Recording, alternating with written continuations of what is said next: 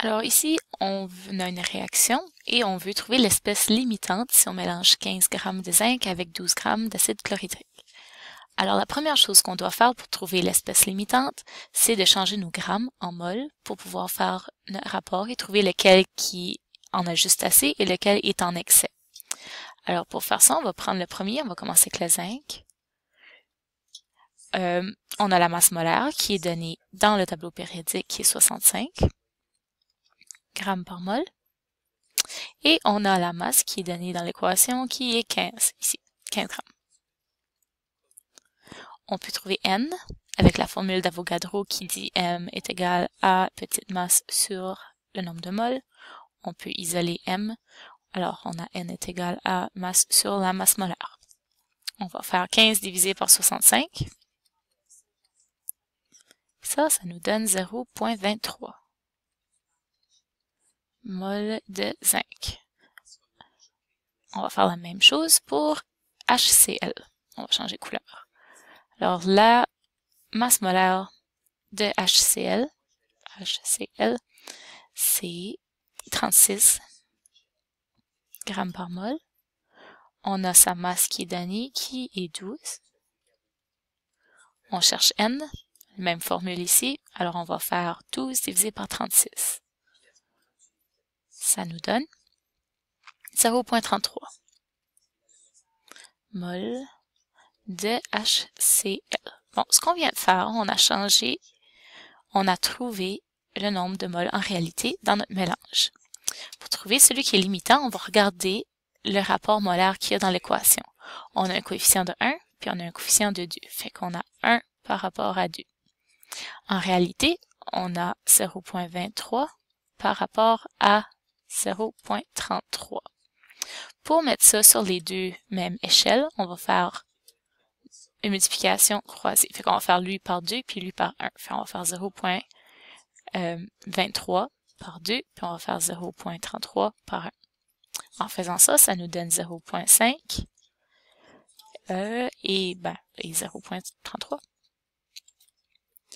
Alors, les deux ne sont clairement pas égales. Celui qui en a le moins, c'est celui-là. Donc, notre rapport n'est pas égal. Notre limitant est bien le HCl.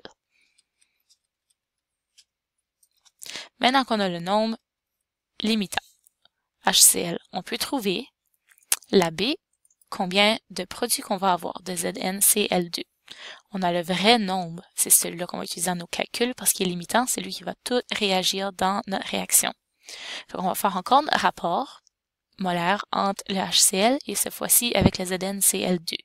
On a 2 par rapport à 1. Fait notre rapport qui est 2 par rapport à 1. On n'a pas 2, on a 0,33. On cherche X.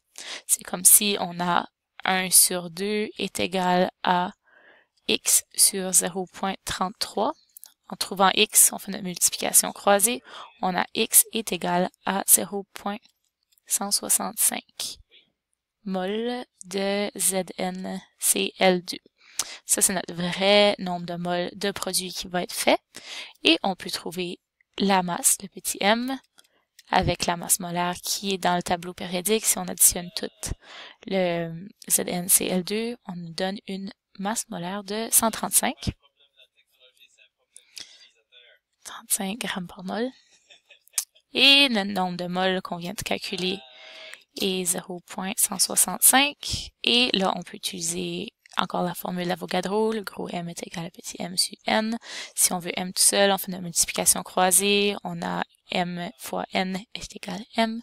On va faire 135 fois 0,165. Ça nous donne 22,2